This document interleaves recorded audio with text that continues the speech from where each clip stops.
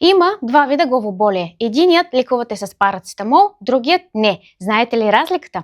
Тензионното главоболие е най-често, до 78% от хората го изпитват.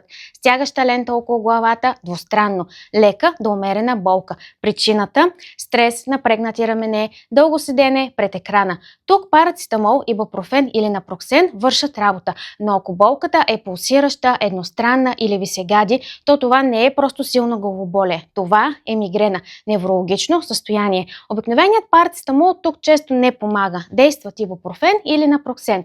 Има главоболия, които са спешни. Ако усетите най-лошото главоболие в живота си внезапно, като гръм или ако е с висока температура, изхванат врат или с говорни нарушения, не чакайте, отидете в спешен център. За превенция на мигрена, магнези и витамин В2 имат клинични данни, че намаляват честотата на пристъпите. Кофеинът в комбинация с аналгетиците може да помогне при остра мигрена.